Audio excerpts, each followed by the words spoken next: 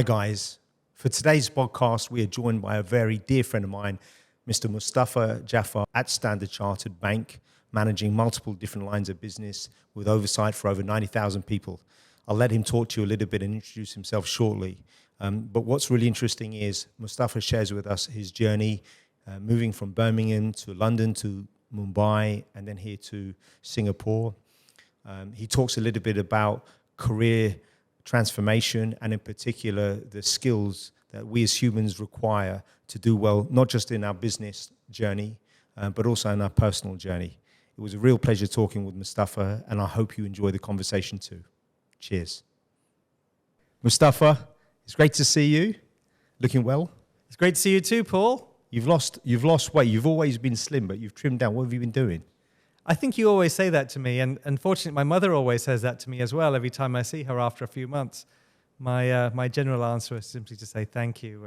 But is she saying that because, like most mums, they want you to eat more food and put more weight on? Totally. I mean, in the Asian tradition, the word healthy always meant that you were a little plump. Yeah. And rather than being careful about your diet, so yeah, when you are told that you're healthy, it's a compliment in the Asian culture, but I wouldn't necessarily take it that way. So Mustafa, we've been friends for a long time now. Such a long time, I actually think I might have had a little bit of hair when we first met. No, you didn't. I didn't. I was still bald you back lost then. it a long time ago. That's embarrassing. Oh, so we've known each other long, but not that long. So I've known you throughout as being a fantastic HR practitioner, strategist and leader. If you can, just share with the audience a little bit about yourself, and what you're currently doing, if you can, please. So now, Paul, I hold two hats at Standard Chartered. The first of those is that I head HR for our wealth and retail banking business. So we split our business into two. We have a corporate and investment bank, which primarily covers institutions, and we have a wealth and retail bank, which primarily covers individuals. So I manage and lead and deliver the people agenda for the wealth and retail banking business across all aspects of HR. In addition to that, I also play a horizontal role where I lead one of the centers of excellence. That center of excellence covers talent, resourcing, learning, and also has ownership for our skills-based transformation. And talent, talk a little bit about that. That's a big part of your responsibility, right? So talent, of course, is an aspect of HR that can be defined in many different ways. For me, it's all about the career experience of the colleague. Okay.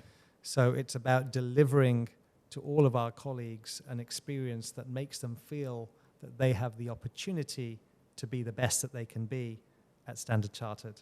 And that's something that I've carried with me through multiple organizations and seen the transition of HR. And I think that that's a really, really key component of what we do. I know. Well, look, the last time you were at my house, I think it was before you were married, and I think I might have had one child. So we've now got 3 kids, so 6 kids later. What on earth's happened?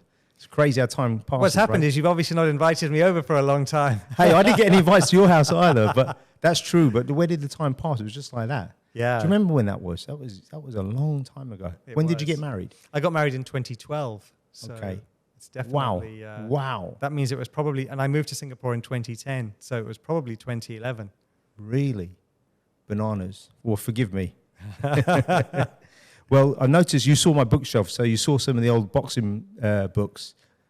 I didn't realize you were a fan of boxing. Well, you're not really. Well, I like to dabble in a little bit of everything, as you know. So, one of the skills we'll talk about later is that ability to connect, the ability to empathize, and therefore developing that ability to be a bit of a dilettante in various topics can be useful. But cricket's your first love, sports-wise? Cricket is, yeah. My father moved over. It was a bit of a kind of the colonial way to fight back against your masters at the time. And so that Pakistan-England rivalry, which was very, very strange growing up in England and yet supporting Pakistan in cricket, whilst being obsessed with England in the football, was an interesting one. Did you get to meet any cricketers like Imran Khan or any of your heroes growing up? I've had the opportunity to meet plenty of them over the years, actually. Have you? Yeah. Who was your favourite player? There's this cricketer called Brian Lara. Have you ever heard of him, Paul? I have. I told you that story, right? You did indeed. That was so embarrassing. So what happened was I was having dinner in Trinidad and Tobago, and he was next to me, and I didn't have a clue who he was, which probably meant he was comfortable with me because I wasn't asking him questions. Yeah. So when I found out later who he was, I thought, oh, that was a bit embarrassing. Yeah. But ignorance is bliss. One of my friends just met Brian Lara yesterday and just posted an article on LinkedIn. Wow. Unlike you, he seemed to have grilled the poor chap on all sorts of questions relating to his past. So I'll bet. But he still holds a few world records, right?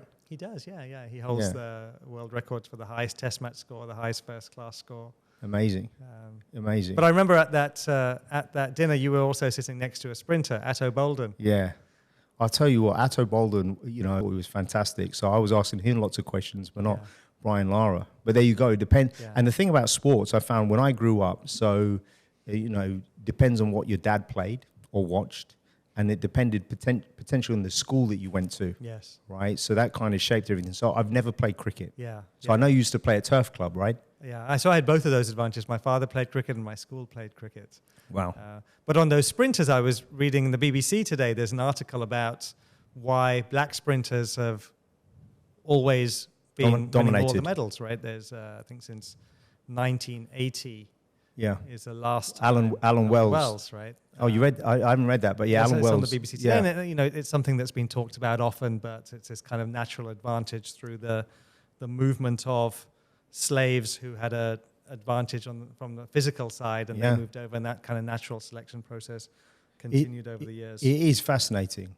I also think it's also your background. So if you look at boxers, most of them were black guys that grew up through slums, didn't have many opportunities. But if you look at the UFC now, that's changed because most UFC athletes out of the US went to college. Yes. And this weekend, there's a big fight, and the two top guys are white guys. So it does change. Yeah. We're going to spend a lot of time talking about skills today. We are. And the acquisition of those skills, how it arises is fascinating. And we've given a couple of examples today on. If you can. So what I want to do today is I want to talk a little bit about skills and how you feel they really can help one in their career, in business, but also in life. And one of the things we've talked about a lot is adaptability. And if I may just share with the audience a little bit about your background. So you grew up in the disadvantaged area of Birmingham in the UK. We're both from humble families, which is probably one of the many reasons why we get along so well. But unlike me, you did really well in school, and you got a full scholarship right to go to a top private school. How did you navigate that journey? What did that look like for you? So we'll talk about multiple skills today, but as you said, adaptability is a key kind of human skill that many of us are going to need in the future and need today. I had the privilege or the luck of having the opportunity to be adaptable at a relatively early age. So as you mentioned, I grew up in Birmingham with relatively little money, but a lot of love. Okay. So it was a very happy childhood. But we grew up in a segregated area with limited means to dabble in anything beyond kind of your very traditional aspects of learning. And then I got into this school, which was probably the best school in the country at the time. Can you unpack that? How does one do that? Like, were you spotted, or did you do exams like you're 11 plus? Yeah. So look, my parents played a huge role in wanting that desire for people who moved over from Pakistan or India or other countries at the time, the desire for their children to do well, the desire to kind of put everything aside and make sure that they had all of the opportunities. So there was some real assistance coming my way, and then there was, I guess, some natural ability that aided me. What were your best subjects in school back then? Maths and English. Okay. And those were very helpful. Okay. In getting into those schools. So there was an 11 plus exam. And so I took that 11 plus exam, and I came particularly high in that cohort and was offered a place at that school where my parents didn't have to pay any money. In fact, not only did they not have to pay money, but I also received additional benefits. For example, I received free dinner tickets, which you remember was something that used to happen back in the 80s and the 90s. And the dinner tickets is a very interesting story because when I moved to this new school and very quickly found myself out of place with other students who came largely from kind of upper class, much more privileged backgrounds. And in the first year, I got bullied essentially for being poor. Oh, no. And the way that they discovered I was poor was the dinner tickets, because when you weren't paying for your lunch with money, it was very quick, and children are not always so forgiving. So it was a very, very difficult first year. And then I would go back from this school to my friends in the area of Birmingham, which is called Spark Hill. And my friends would also look at me as if to say, wait, who are you? Who do you think you are? You're talking differently. You're speaking differently. Do you think you're better than us now? Both ways, right? So both ways was very, very difficult. So you go through that period where you don't fit in on either side all of a sudden. And then you've got to crack that. Yeah. And so that's where the adaptability skill comes in. It's the point at which you learn from that and crack it. And so my technique essentially was I started selling those dinner tickets at school at a discount. Oh, wow. And the money I would get, I'd come home and I'd spend it on some of my friends. Wow. And so that helped me on both sides. And then once you kind of figure out how to fit in, then you take that to the next level. Yeah, because you're only 12 at that point, right? You're young, very young. That's in your right. formative years. Yeah. And then, was it far? Was the private school quite far away? I would imagine it wasn't on your doorstep. Yeah, it was 2 buses. Okay. So age 11, taking 2 buses. Do you remember the buses? I still remember some of the bus numbers that I were on. The Midland Red, okay. 83, and I had to switch to a 61. It's funny what we remember, yeah. Okay, and then. But that teaches you a lesson as well, right? Because of course, you're developing certain aspects of what I call grit, and we'll talk about grit a bit because I think that's a really necessary skill to have. Well, as you said, whilst you didn't have the financial privilege, you had the privilege in terms of love and support from your parents. Yes. Which I think actually outweighs the former big time. I completely agree. So privilege I see is genuinely one key aspect out of 3 in terms of the way that we acquire skills. Yeah. And so you're born with this, essentially with an advantage over others. It might come through. For example, for me, it was a passport. The British passport. My father didn't have that British passport. Yeah. That gave me a privilege that he didn't have. And of course, privilege extends particularly up into the upper echelons of society. So privilege is one aspect. And privilege can be mitigated through what you just described, Paul, as perspective. Right? So looking at something through a different lens. There's a quote by William Shakespeare where he says, I think to paraphrase, there's nothing that's good or bad. It's just how you look at it. Yeah. And that's probably a bit of a stretch. There are undoubtedly some things that are good and some things that are bad, but that ability to develop a positive mindset to look at things from a positive perspective. And so for me, working in my father's corner shop, we had a little small business for a while. I had to work there when I was age 9, essentially. Amazing. 9, 10 years old. I remember I had to miss the Fresh Prince of Bel-Air once. The Fresh Prince of Bel-Air was criminal. That's criminal. 6 p.m. on a Thursday. I know, that was a great show. And I had to stand at the shop instead because my dad had to go and buy some more supplies and I had to help my mum at the shop. What sort, was it a grocery shop or was it a newsagent? Do you remember the corner shops back of course. in the day? Yes, Sold the everything. corner shops were basically they were small convenience stores. And I don't know if I told you, I grew up in Southall. yeah, you did, of course. So on my street, I think there were 110 houses. It was a cul-de-sac. And there were only 2 non-brown families, a Jamaican family and my family. Wow. And so I kind of got hammered, but after a while, everyone just becomes friends. Yeah. And what I love about primary school, maybe going into middle school, no one really sees color that much. Or if they do, it comes from their parents. Yeah. And I went to multicultural school and I loved it.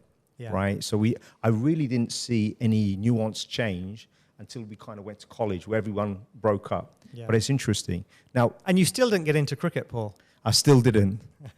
Actually, I wonder if I would have been any good at cricket, but it's one of some of my best friends played it. But I think what happens is you choose something that you love. Yes. And I loved running, right? And that took all my time up, so that's all I did. Yeah. And for me, even though most This was the running after girls that you were doing. if my wife is watching, perhaps, or running away from them. No, It was definitely, that's why I was so fast, right? But the interesting thing is if you do sports seriously, whilst it's seasonal, it's not really, because training is around the clock. Yeah. You know, it's year round. So for me, that was big. So privilege. The other one I know you mentioned was Serendipity. Yeah. So Have you seen that movie, by the way? a long, long time ago. John Cusack and Kate Beckinsale, Yeah. which is really not my wife's favorite actress, Yes. but I love her. I think she's brilliant. Well, that was the moment that everyone went, wait, what does that word mean? Yeah, And exactly. of course, now it's... Well, that was filmed in New York, which I used to be, I don't know if it still is, your favorite city.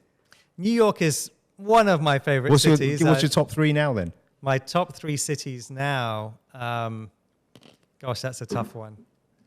I do have a very soft spot, a real soft spot for Mumbai. Okay. Because I lived there for 2.5 years through a time that it was transforming significantly. Yeah, And I went to Tokyo recently. it's amazing. And I think pretty much everyone who goes to Tokyo. It's universal. loves it. And the last one is Istanbul. Oh, And Istanbul is all about cultures meeting each other. yeah. And so again, if we talk about something like adaptability, or as I extend that into concepts actually of tolerance and diversity and interesting things like that, then actually there are elements of Istanbul where you see it in the historical sense coming together that really remind you of the possibility. Not all of the stories necessarily lend themselves to the victory of diversity, but there's certainly the opportunity and things you see there. My memory was when we had a talk about New York, was I would always play that Jay-Z song every time I will arrive. Yeah. You know. So I played the Alicia Keys version. Okay. That's pretty good as well, although I like his a little bit more. So talk to me about serendipity. So serendipity, so we talked about privilege, one, so you acquire skills through privilege, that's the advantage you get. Serendipity is being in the right place at the right time. And we often credit ourselves for a lot of our achievements, but they're often down to some aspect of luck. There's a book that Nassim Taleb wrote a long time ago now, Fooled by Randomness, and it's resulted in multiple other books coming out of that. But the idea is that we think that we achieve something through our own capability and hard work and tenacity, but the reality is that there was a strong element of luck involved in that. And there have certainly been aspects of my life where I was in the right place at the right time.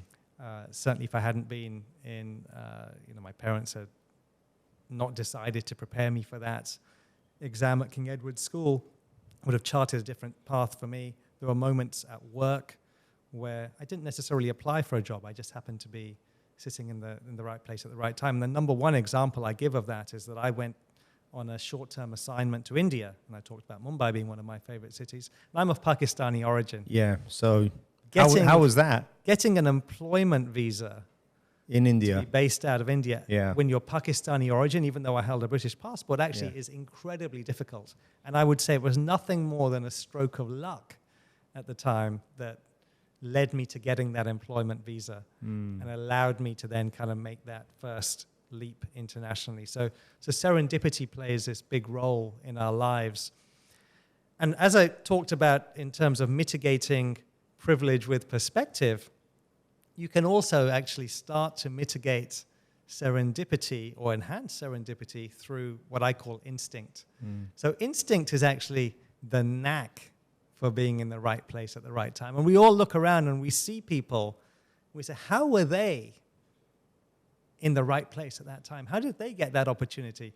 And it's because they've started to hone that natural instinct for the way in which they prioritize what they do. My boss is fantastic at this, and I've discussed with her often this kind of concept of soaring and swooping.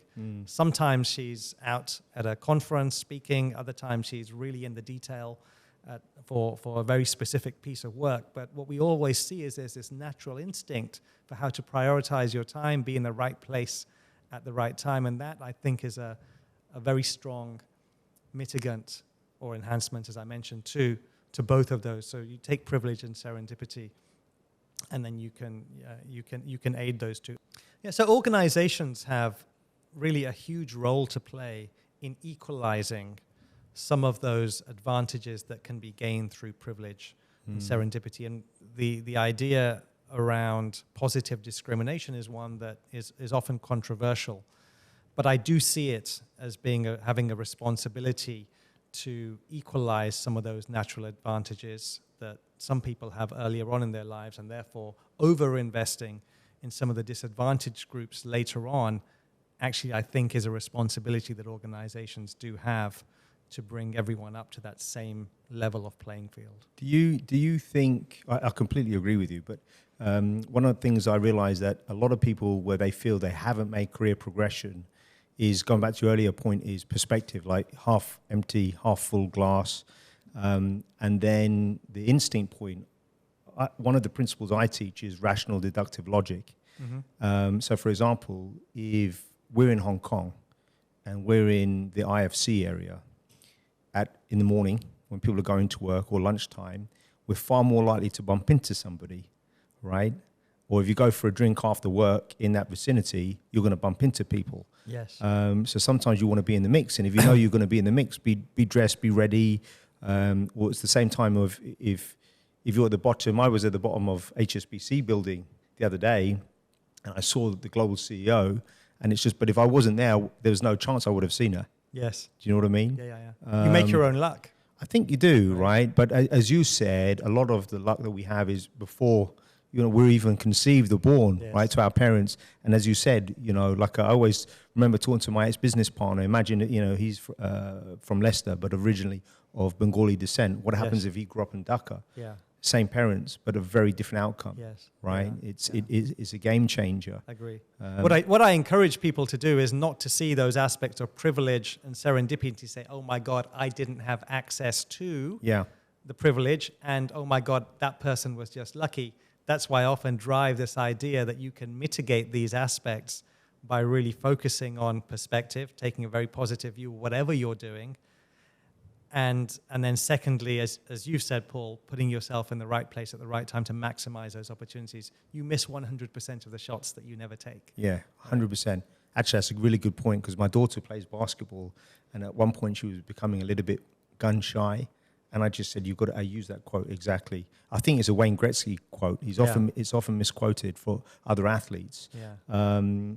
I want to go back, because I know your third point on that was it grit? Grit, yeah. Okay, so let's come back to grit. But one of the things, can you share, because a lot of people won't know that you had to do a lot of cold calling in sales when in Mumbai, which I think differentiates you from a lot of people in your role, right, is the sales aspect. Because I've worked with a lot of heads of HR, and your ability to engage with very senior people, but talk to them on a very basic level. So take something that's complex, make it simple. I think that's a unique skill that you've acquired over time. But go back to the cold calling that you had to do. Yeah.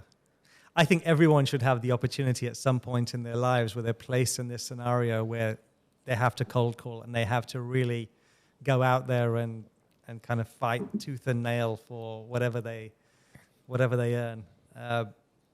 And so I was employee number 3 to set up Barclays Private Bank in India. We had a CEO, a COO, and I was there in this kind of broad project management stroke HR type role. And the number one thing we needed to do was to hire people. And so this task was assigned to me. And all I did for a long period of time was just call people and say, hi, we are setting up a brand new business at Barclays. We would like to talk to you about an opportunity. And what you realize when you go through that process is that most of the time people say, no, thank you, no, thank you, no, no, no, no, no, right? And day after day after day, and then you have one breakthrough. Yes. And then you use that breakthrough to build a broader map of candidates. You get 12 more people who you're going to call, and you just keep going. Yeah. And that journey gets easier and easier and easier as you do it, because you've become much more comfortable with being rejected. Yes. Right? And then the other thing you've done is you've enhanced your capability to actually sell. And that leads into this idea of grit. And grit is, there are multiple acronyms associated with grit, but the 3 skills that I like to bring out of grit, using the G, R, and the T, are a growth mindset, resilience, and tenacity. So a growth mindset is all about that curiosity, that willingness to keep learning every day you want to do something else. You're not content with knowing what you know on a day-to-day basis. Resilience is exactly what happened in that cold calling scenario. You get the no, no, no. You're able to absorb it, and you're able to bounce back faster than others can. And then tenacity is that hunger and desire never to give up. And I took my daughter, you mentioned your daughter plays basketball, and I'm just starting my daughter out on basketball. And how is it? And she enjoying it? She said that she doesn't know how to shoot a hoop or score a goal, as she still calls it. Because I think she's been spending too much time on football. But I took her down and I said, we're not going to leave until you've managed to shoot your first hoop. Beautiful. And for a 9-year-old, I tell you, an hour is a very, very, very long time.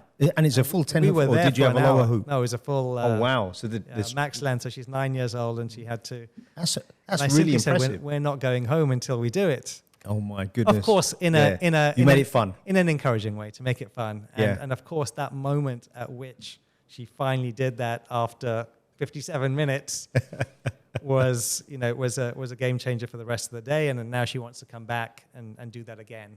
Yeah. And actually, next time I'm going to do 3 or 4. We've talked about this before, but I had one of my very first meetings with a regional CEO. I think I was 27, and he noticed I was very young. So he said, look, I'm going to ask you a question, and if it doesn't go well, I'm going to kick you out of my office. And the then head of HR, who's a lovely lady, was a little bit embarrassed because he was quite aggressive. And I said, shoot, what's the question? And he said, what's your definition of success? And I said, oh, that's easy. It's how you bounce once you reach rock bottom. And given who your current incumbent is, I think you're near it now. Yeah. And he started laughing, so put some humor into it. Yeah. But I think grit is unequivocally, it's everything inextricably linked. Yes. And how do you deal with adversity? Yes. And I think I remember when you and I first worked on a project, we placed a very senior banker with you. And after day 1, he didn't want to come back in on day 2.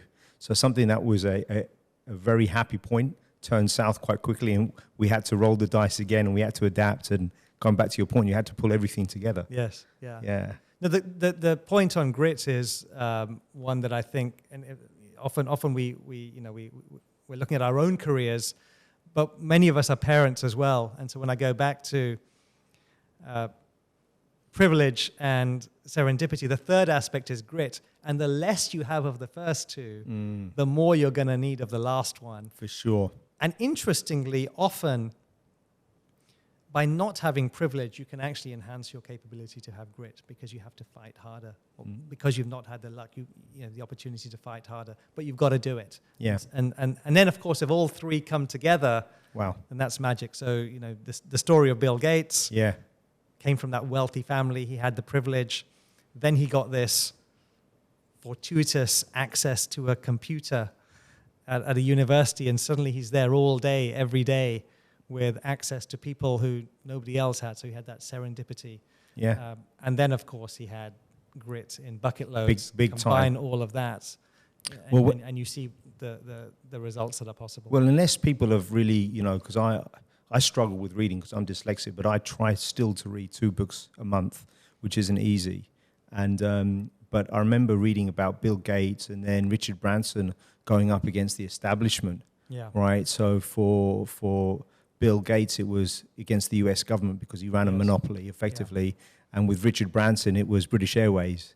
Right. And it's so interesting how these guys were prepared to face giants, and they came out on top and they became giants themselves. So what are some of the qualities of business leaders that you really admire? Like when you look at, so what I love about Richard Branson is he's a wild man. He's an adventurer when most people won't put it all on the line and, get on a mission to the outer solar system or getting on a massive balloon. That guy he seems to enjoy life. So I look at guys like that and I think, wow. But what are the qualities that you admire most about people? The quality that I always look for, and we're going to talk about multiple human skills today, but it's inspirational leadership. Yeah. So that's what I admire most about anyone who has made it, because they amplified their contribution by bringing along tens, hundreds of thousands of people along that journey. And And a very recent example for me, from my favorite sport of cricket, around how you inspire people is Ben Stokes. So Ben Stokes is the captain of the England cricket team at the moment. And he inherited a team that had lost pretty much every test match for a couple of years. Wow. And when he was given this team, and he came back having fought multiple personal demons of his own. So he was in a very, very interesting position. And he took that team to become the world number one team. So they then won. They literally won every game for a period of time. Not only did they win every game, they completely transformed Test cricket by making it incredibly entertaining to watch. So they scored faster than anybody else had ever scored in history whilst winning. Now, the most fascinating aspect of what Ben Stokes did was it was exactly the same players. So most of the time you see leaders come into a new role and they say, oh my God, my team is not good enough. Yeah. And they bring their own people in, they bring new people in. Ben Stokes simply took exactly the same bunch of players and said, you guys are amazing. Wow.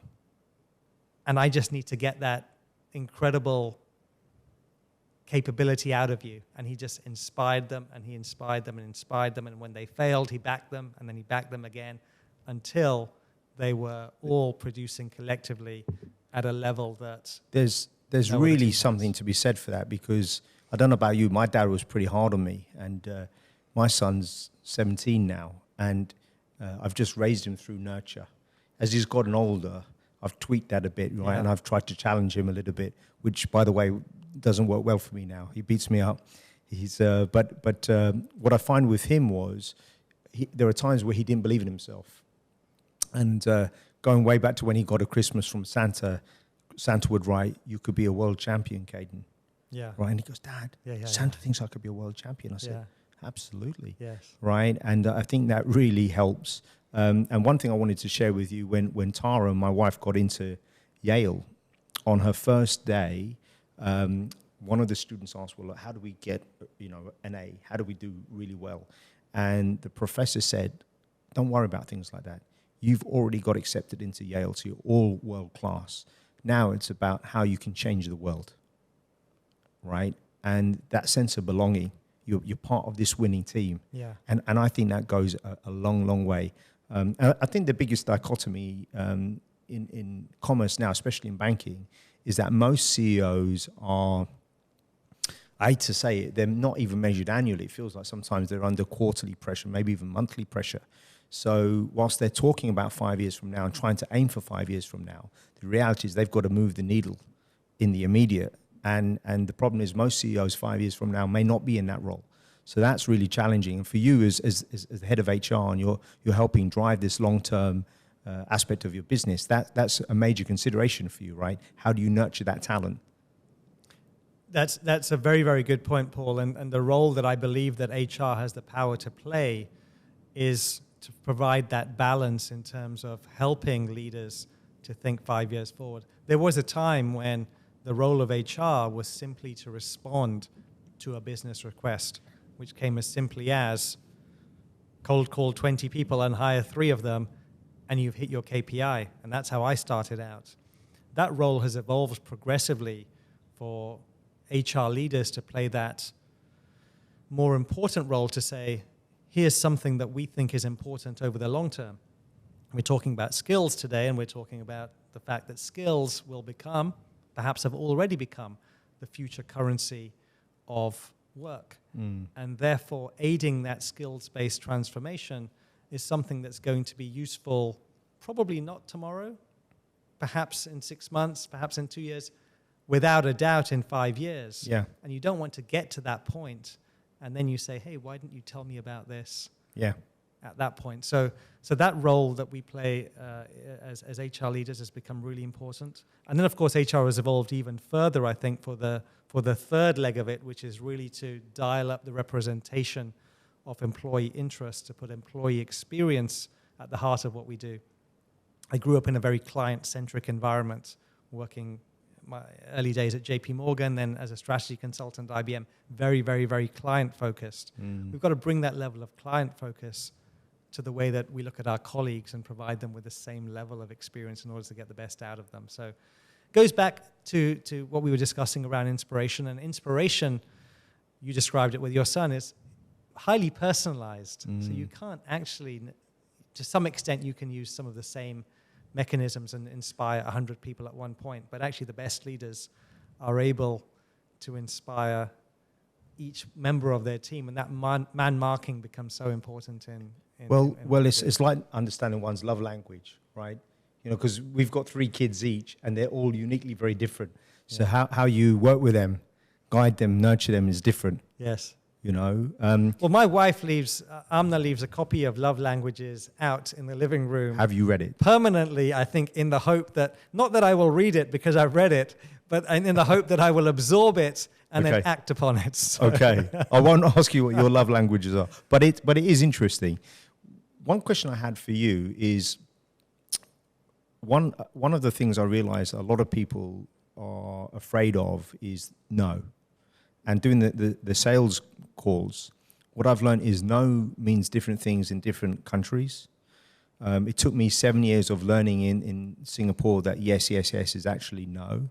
So what I learned to try to do was bring the no's forward. So it wasn't rude to say no. Yes. Conversely, if you're in Hong Kong, they'll kick you out of a room if it's a no. There's no, you know. So I found that interesting. But going back to growth within an organization, I feel a lot of people feel that they've plateaued when I don't think they need to. So my question to you is, if you get a promotion and your boss says to you, hey, look, Mustafa, I want you to do more, additional responsibility. I'll pay you a little bit more on your base salary, but you need to prove yourself.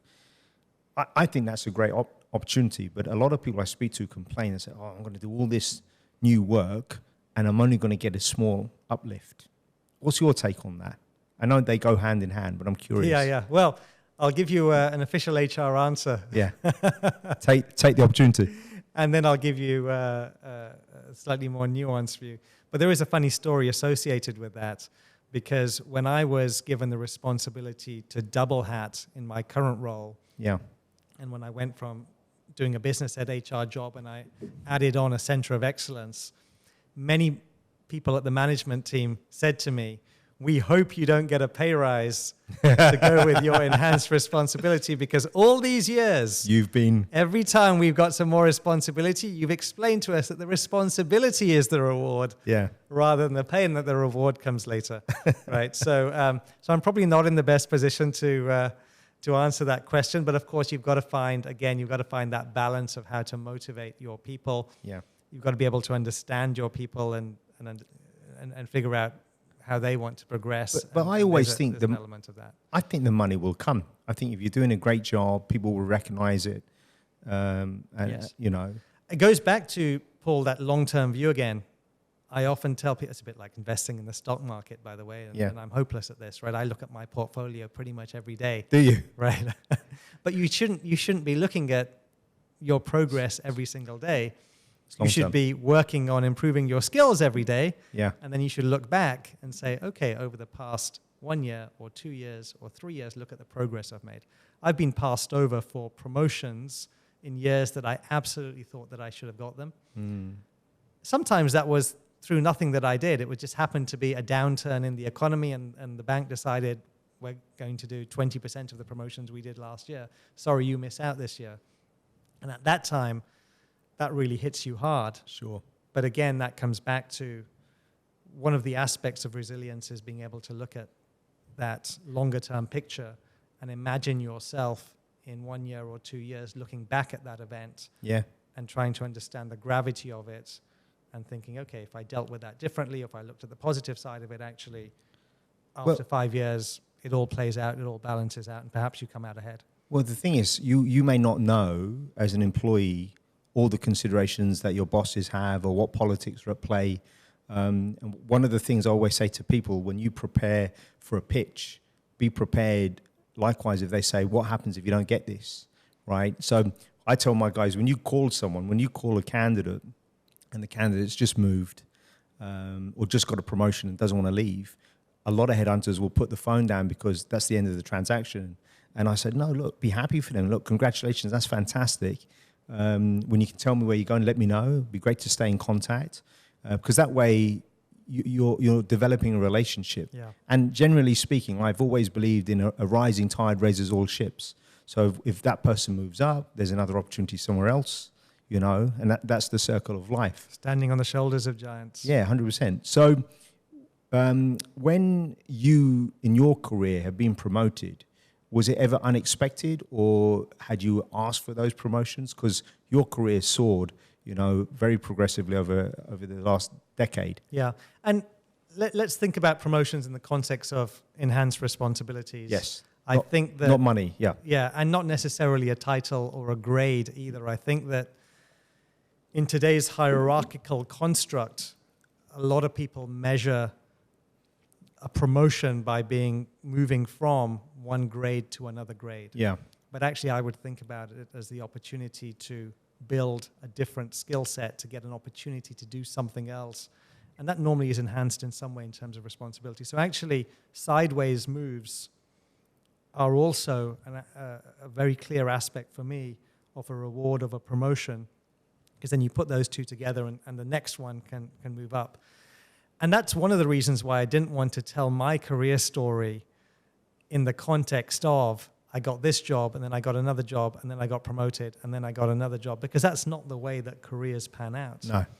I look at it in the context of here's a smorgasbord of skills that I have acquired through different ways, some through jobs, some through my education. And when I say education, I don't just mean university. Learning is lifelong. So some through jobs, some through education, some through experiences, some through extracurricular activities, some honestly through feedback and self-reflection. Yeah. Sitting in a quiet room, even that is an opportunity to develop that skill. You've got to put all of those aspects together, tie them into some of those aspects that we talked about in terms of the grit, and then build from there. And then you realize that magic happens and it leads to multiple different opportunities in your career where you bring all of those skills together. Have you always been highly introspective? Because I remember having a coffee with you a few years ago, and I was sharing with you some of my frustrations and challenges, and you said, Paul, why don't you look for the problems? And I went away and I thought about that heavily, and I thought, he's absolutely right. Because when you're working on your own as the owner of a business, it's very difficult because you get stuck in your own circle and you can't really look and get perspective. But have you always been introspective when it comes to your own life and career? I have, but I would add that I've not been as proactive upon that introspection as you have. So the great combination where I do a bit of the introspection and you do the acting upon it and actually take that idea forward. That's teamwork, right? It is teamwork. Well, I'm grateful for that intel you shared with me, because it in part led to this journey. Yeah. Right. And I was at a low point in my career at that stage. I don't know if you sensed that, but you gave me a boost in the best possible way. Yeah. So that's interesting. So going back, we're talking about leadership and skills and the England cricket coach, teamwork, collaboration. That's got to be well up there in terms of skill set, because a lot of people I feel, a little bit too insular. Yes. And I think being a great leader, and I've seen many different types of leaders and directors. Some people lead from the front. Some people lead from behind, where they push their guys up and they help. So I was talking to my son who wants to become a movie director, and he directed one of the movies from my corporate video. And I was just so impressed how quietly, softly spoken he was. And he was guiding and directing people in their 40s and 50s. And he's not really a fan of Clint Eastwood. He doesn't know his work. So I showed him a documentary. I said, look how he's talking. And it's the same with Christopher Nolan. Look how he's directing everyone. And he's just quiet and he's just guiding them. But yeah, so teamwork, collaboration. Yeah, of course. So massively useful skill sets. And as you get away from leadership, it's really important sometimes to remember that everyone's aspiration doesn't have to be the one individual at that top table trying to get the best out of everybody else.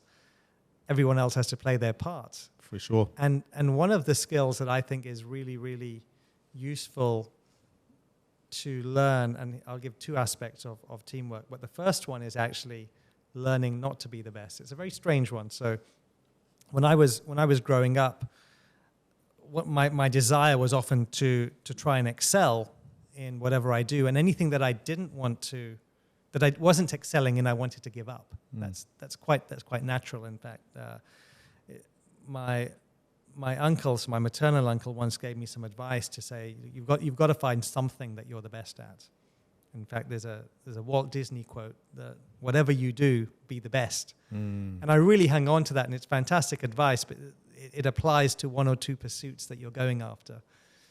But we operate in a multifaceted way in our lives, and therefore learning to play your role is equally important. So getting into aspects of a team where you play a very useful role, but are not necessarily the linchpin or the best, is very, very good.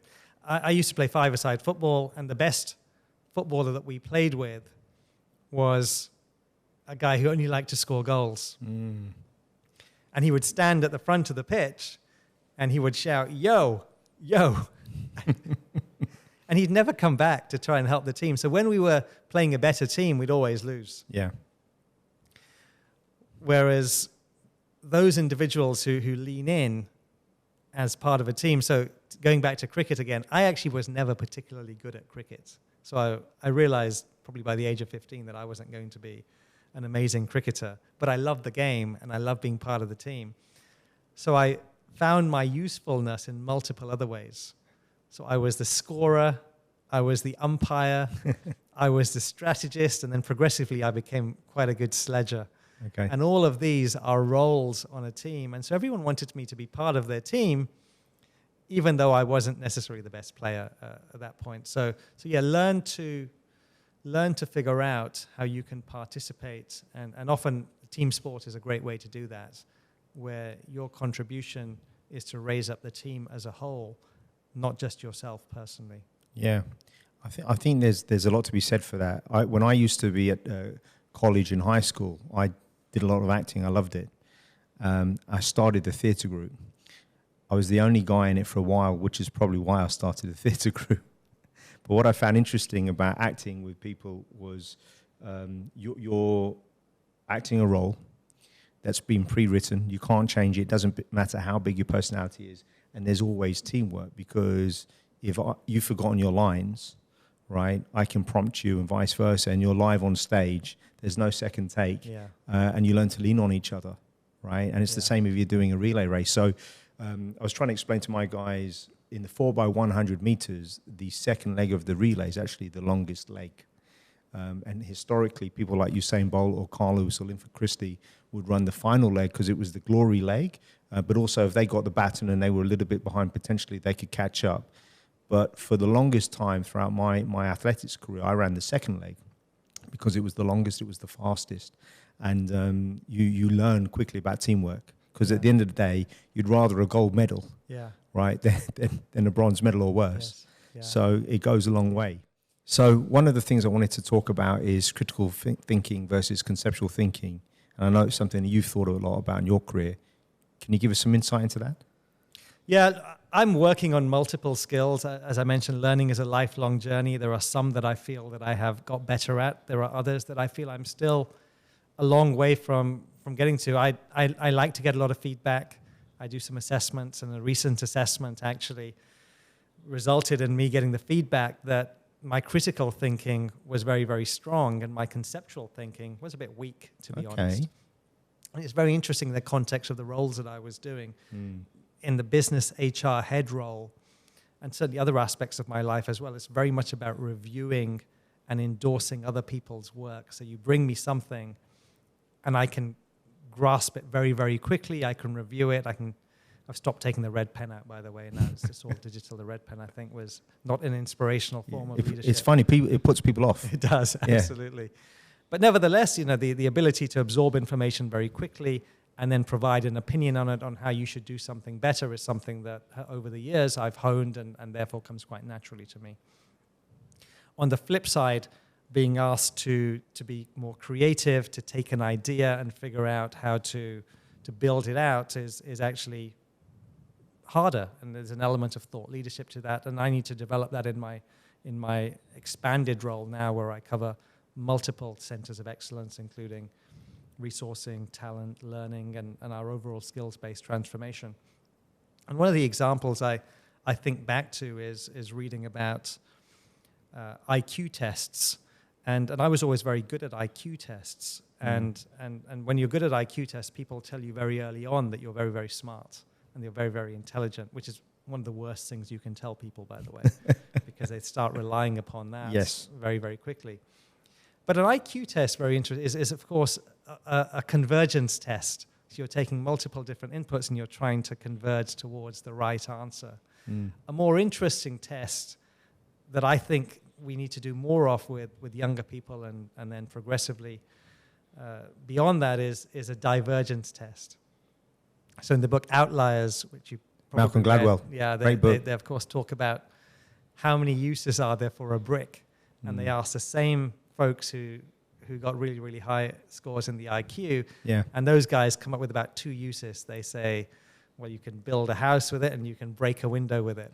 And then other kids who didn't do so well on the IQ test are coming up with 30 different uses of a brick. Amazing. Right? So actually you start thinking about that leading to development of a conceptual thinking or creativity. So very, very important skills to develop early on, but also help to build out the view that you need multiple different areas. So that's one thing that I'm working on now in my role, and I've got to practice at it, and I've got to learn from others who are doing it far better than I can. Well, I'm going to come back to this point in a minute, but I did want to say one of the things that I've always admired about you is you've always been very humble and grounded. Because I've seen people that come from a very humble background, but that changes when they start to do well, and they kind of forget where they come from, which I always find is a little bit sad. But you've really become a strategist, and a lot of people come to you for advice, informally and not just formally. So I want to come back to that, but I just wanted to talk to you about the brick. So my dad was a builder, and my brother and I had to move sometimes 1,000 bricks a day because he wasn't a strategist. Maybe he was. Maybe he decided that he wanted us to move bricks to make us strong. And we never understood, like, why are we doing this? Just make a decision strategically where you need them. So what I did was just at the offset of COVID, I bought 1,000 bricks and I got my kids to move them back and forth just a little bit to build up that resilience. But my question to you is, growing up in a corner shop, coming from a humble background, what has driven you? What continues to drive you?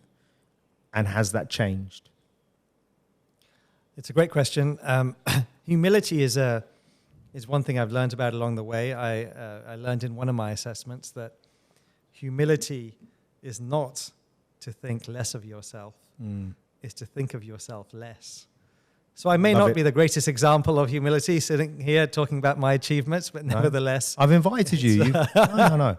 That's a great quote. But it's one that I found very useful, by the way, in the context of humility. Yeah. And the other aspect of humility that I've learned is that humility is something that you can become proud of very quickly. And of course, that doesn't quite tally either. So you're now proud of being humble, which no longer means you're a humble person either. So humility is one to be very, very careful of, and it is a very important characteristic, but it's one that you have to strive every day to manage. But what drives me every day, so I had responsibility at an early age. Yeah.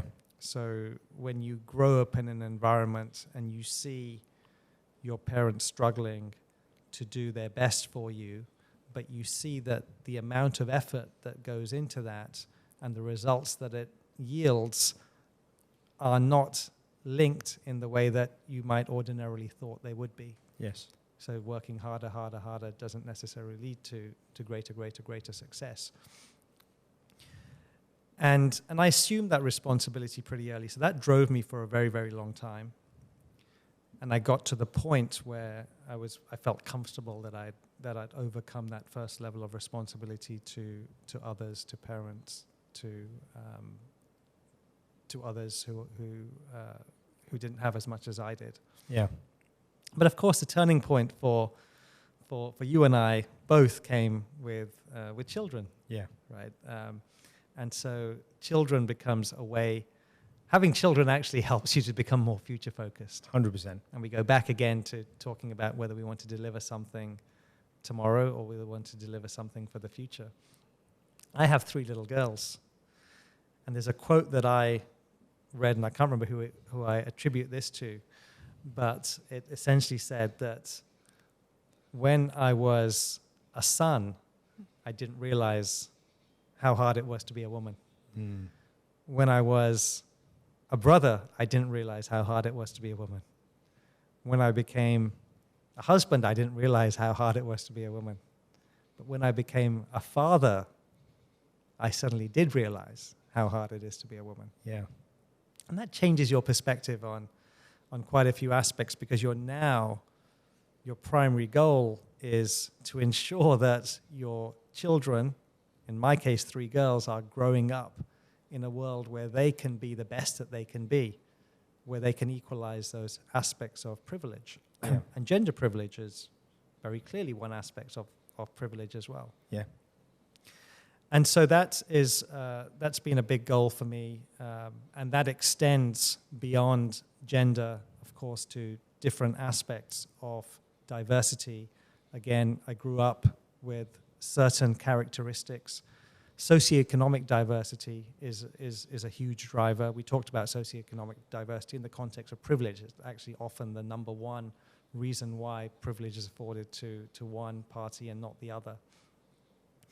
And so helping to equalize many of those aspects is something that continues to drive me forward in the context of what I do at home, what I do at work, what I do in the community.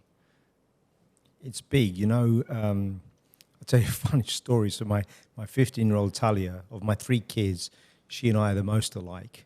And for about a year, going back about a year ago for a year, we were butting heads. And I had to reassess what I could do a little bit differently. So I don't crowd her, or I give her a lot of space.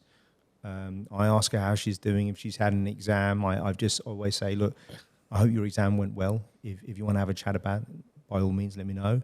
Because sometimes if kids have exams, I remember what it was like when I was younger. If it didn't go well, you don't want to talk about it. So anyway, the other day, it was a few weeks ago, she said to my wife she had a boyfriend for the first time. She's 15.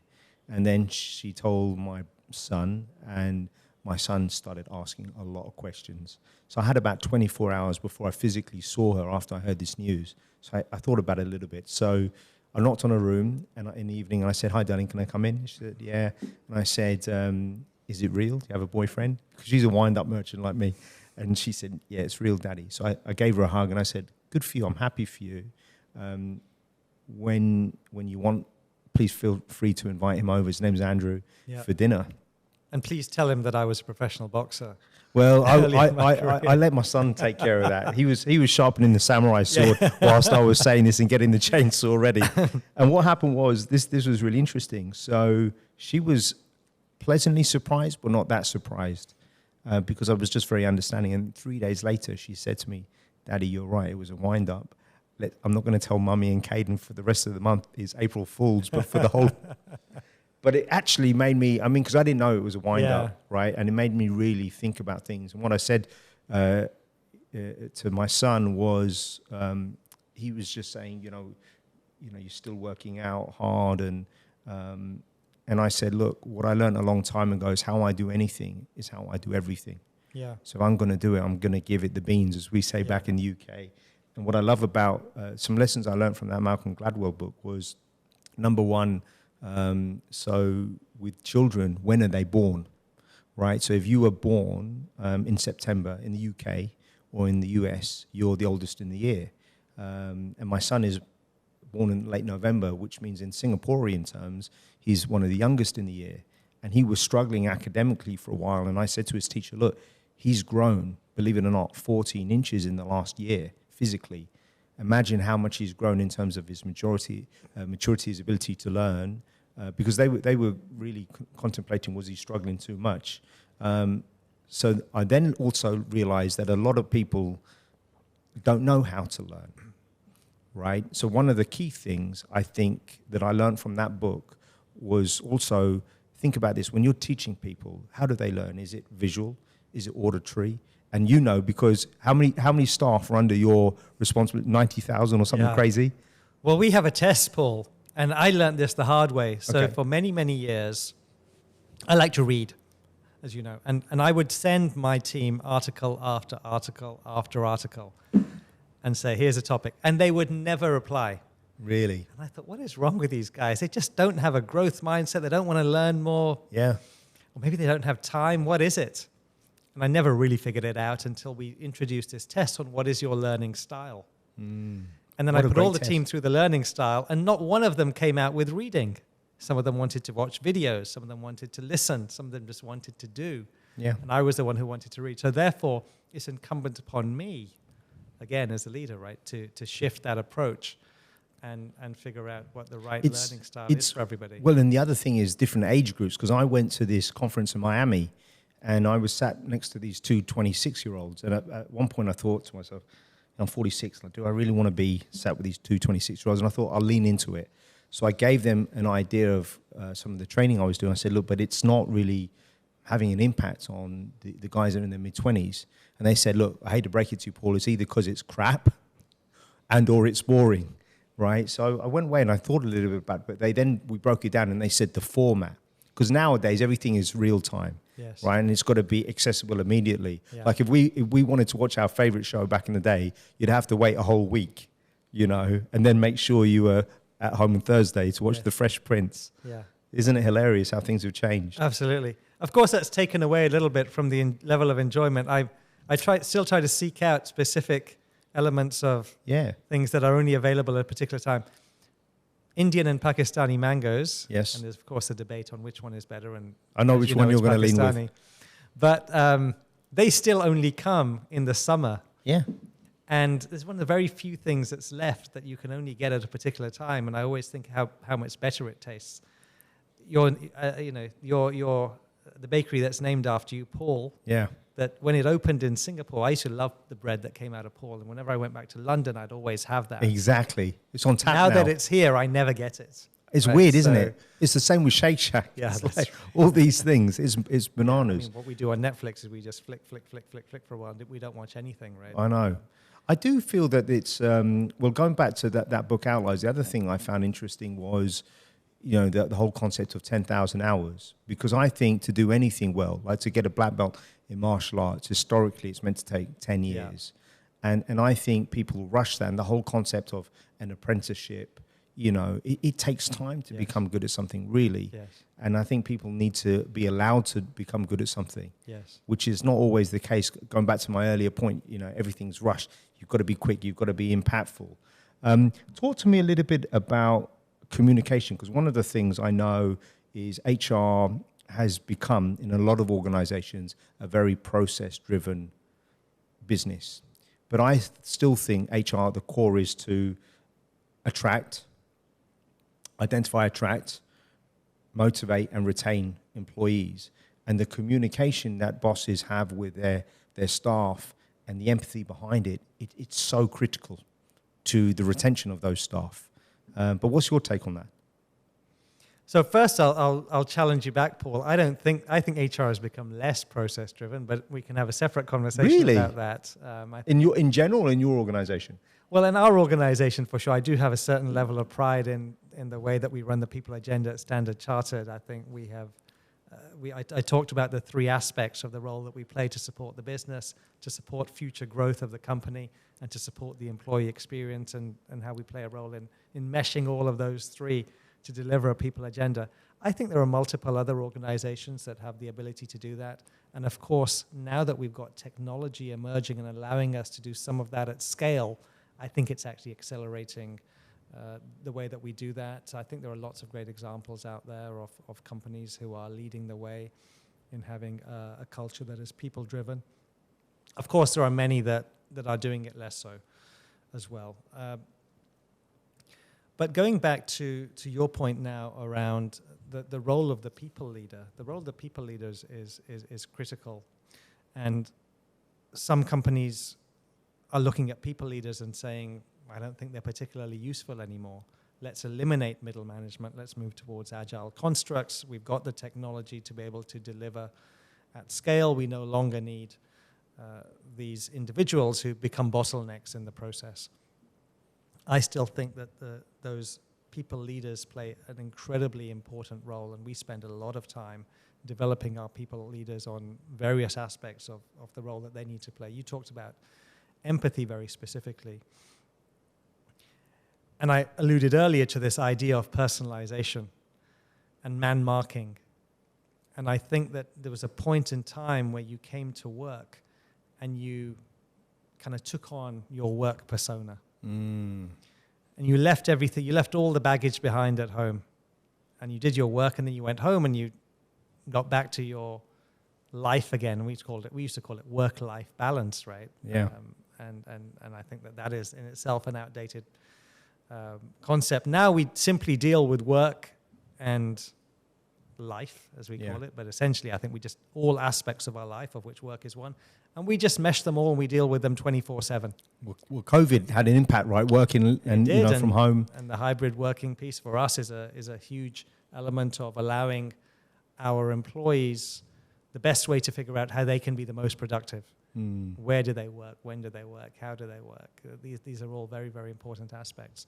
So if you're a people leader and you were previously dealing with just the work during the context of the day, but now you expect your people to be working in multiple different ways, sometimes different locations, sometimes different hours, then you realize that actually all of those aspects of their life have become meshed. And therefore you, as a people leader, need to become far more empathetic and understanding of what drives them as an individual, what challenges they're facing at home as well as facing in life. And of course, the career coaching work that you do, Paul, I know is bringing out aspects where the home life is driving the outputs at work even more than the challenges at work. It's a funny one. Sometimes people come to me and they want to know more about that. How do you balance it, right? And I think firstly, if you don't have your mental and physical health, everything else will devolve. You're in big trouble. And life, in the course of time when you know someone from their 20s to their 60s, parents die, we all go through trials and tribulations, and how do you deal with it if your employee has it? I mean, you've had issues, right? You've had, I don't know if we can touch upon it, miscarriages, right? And then you realize, well, hold on, I'm well built and equipped to handle with these problems at work. When there's problems at home, and especially when it involves your wife and children, all bets are off. And it's a very different mechanism, right, to handle those problems. Yes. Yeah, the example that you gave there was in the context of resilience, and I always considered myself a highly resilient individual. And perhaps I actually didn't completely get the concept of resilience. For example, I was in a car crash at an early age. I was about 18, 19 years old, and I was in the US with a friend of mine. And a car hit us from the side, and I was thrown to the other end of the car. Of course, we don't wear seatbelts, perhaps life-saving in that moment. And he was kind of thrown on top of me. And for a second, I was in a daze, and I looked at him, head spinning a little bit, and he said to me, "Hey, we've got 17 minutes to get this train. Get out the car." Bang. And we were out of the car, and we were running to the train station again, and we were just, and as I reflected on that and built upon that, I thought, I have become an incredibly resilient individual. No matter the challenge that hits me, I can jump up and bounce back. You're a boxer, Paul, right? Yeah. And how many times have you bounced back up after getting hit? I never got knocked down, by the way. You never got knocked down, okay. That's an important But in life, many times, probably daily. But that was your friend Nitin, right? Yes. So are you still good friends with him? I am. Yeah, he's a very successful doctor. In fact, I was going to ask you. Launched his own podcast. Wow. So maybe that's the next one for you. He has been a great proponent actually of the skills-based transition, because he started off as a GP and now he does maybe 5 or 6 different jobs, having acquired multiple different skill sets in medicine, in business, in law. Really? It's a renaissance span. Aspects along the way. So it's really a great example. You see it in so many different industries. Yeah. My sister is in education, and she teaches one day, she examines another day. She's marking another day. She's doing university one day, school the other day. And so this kind of gig economy that is developing has a lot to do with this advent of being able to build different skills in at different it does feel like that, but I don't think a lot of people understand that grasp. Like you come to the end of the road, you still want to get paid, you want to find another gig. Yes. Right? And I'm seeing that increasingly, right? Because it's one of those days where someone was sat in the same job with the same company for 20 years. That doesn't work anymore, right? Yeah. So you have to adapt. It's fascinating. And it still works for a few people. Yeah. And so what I like to think is whatever works for you is the right answer. Yeah. Right? And if that works for you still, then that works for you. But there are far more opportunities and there are many, many different ways to reach your goal now than there were previously. So in essence, when you look at the future of HR, this whole skill-based journey, it's key, right? And those skills are transferable. Yes. Not just within industry, but outside of industry. Yes. What other trends are you seeing, or do you think are salient for us to think about? Yeah. So look, the future of work relies upon this skills-based advantage. The future currency of work is skills, and so you will acquire and develop skills throughout your life, and you will use those to do some of the jobs that exist today, some of the jobs that exist in the future. You might do multiple jobs at the same time. And so focusing your journey around the acquisition and development of those skills is very, very critical. There are technical skills that you'll have to be very good at if you want to do a very specific kind of role. Yeah. We talked about medicine, for example. There's still a certain track you need to go to. You'll have to acquire technical skills. But the human skills, and there are probably 10 or 15 of them, we've touched upon some of them today, right? We've touched upon adaptability, we've touched upon leadership, we've talked about empathy. Communication. Communication, right there. And there are others, critical thinking, conceptual thinking, problem solving. There are probably about 15 or so skills. I would be very, very deliberate in my plan to acquire those skills. I do that for my daughter today. Zoya's 9, and she has a skills-based plan rather than a class-based plan on what skills she needs to acquire. And then, of course, we were touching upon resilience just now. And I mentioned earlier that resilience, alongside that growth mindset and tenacity, which form grit for me, are probably the first 3 that you want to acquire. And you learn along the way, and sometimes you have to go through those experiences. So as I mentioned, I thought I was highly, highly resilient. Until. And then, we had a miscarriage, and my wife she was 16 weeks pregnant when we lost our baby, and she still had to deliver, and then we buried our little boy. Yeah. And something inside me told me positive mindset. Remember, you're resilient. Next day, you're on this. Yeah. You can take care of everyone else, and you can go back to work. And I almost did that, and it was about 2 or 3 weeks into that journey that I was at work, and I suddenly felt completely disconnected and realized that I was not set up to cope with this. And really, it was Amna who helped me at that moment, because she was actually in reality far more resilient than I was. She knew how to absorb and then cope and then come back. And then of course we had to get through that journey together, which becomes the most important aspect. So horrific. So developing those. I find that women are so much tougher emotionally and mentally than we are as men. Because when our son, and I'm so sorry to hear that, and you had told me, you had a couple of miscarriages, right? Yeah, we had 2 along the way. Yeah, really horrific. Yeah. And getting pregnant is something that a lot of people conceiving don't realize just how difficult it can be, and with the stresses of modern day life. But when our son was born, he was born a month premature, and he was in hospital for the first 3 months. And that's effectively when I lost my hair, in a very short period of time, in about 2 months. And I couldn't cope. Of course I got through the day, but I was thinking the worst, and my wife just held it together. Yeah. And I just hung on to her.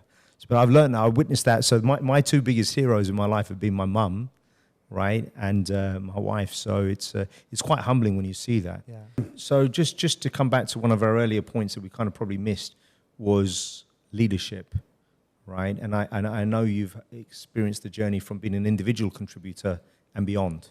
Can you just give us a bit of insight into that? That transition when you go from being a high achiever who gets things done yourself, and then you get the responsibility of a team. And again, we talked about amplifying that impact, which is why I admire this as the greatest trait in a leader, is really critical. And most people are not deliberate enough about that. They take that leadership style of simply saying, I'm a high achiever, look at the way that I do this, follow me, and we'll kind of get there together. And that's one very, very specific style, which can work in certain scenarios. You can be directive at times, but actually you've got to figure out your approach for getting the best out of everyone. And here is where I've learned so many lessons along the way for figuring out how you balance achieving your objective whilst allowing somebody else to develop and feel empowered. I had a boss at Barclays, Phil Smith, who actually got me into HR originally, and then sent me to India. And he always had his vision in mind. He knew exactly how he wanted to get something done, and he'd always use this little line to me to say, "Now it's entirely up to you how you want to do this, because you're super smart. You know what to do." And he'd say something that really, really resonated with you and made you feel really, really special. Yeah. And then right at the end, and he would say, "But here's how I would go about it." And then he'd throw in 3 or 4 lines, and then he'd end it again with, "But of course, you've got this, so whatever you want to do." Yeah. And so you'd end up taking that away, and you'd have the foundational viewpoint of how you wanted to construct it in the way that your boss wanted it, and then you'd be able to play around a little bit. So there are little lessons like that around the way that leaders need to learn around how to balance delivering the work whilst empowering their teams. Yeah. Well, that's insightful, because one of the key things I've learned is, so my management style is, if one of my guys has a problem, don't come to me and ask me what to do. Always come back and tell me, look, this is the situation, this is what I'd like to do. And I'll have 3 responses. That's brilliant, fantastic, crack on. Medium case scenario is, look, that's really good. Have you also considered this as a possibility? And if it's really bad, I'll say, look, let's go back to the drawing board, let's unpack this, and we'll work on a solution together. Yeah. But in so doing, you create future leaders, people that really understand how to problem solve.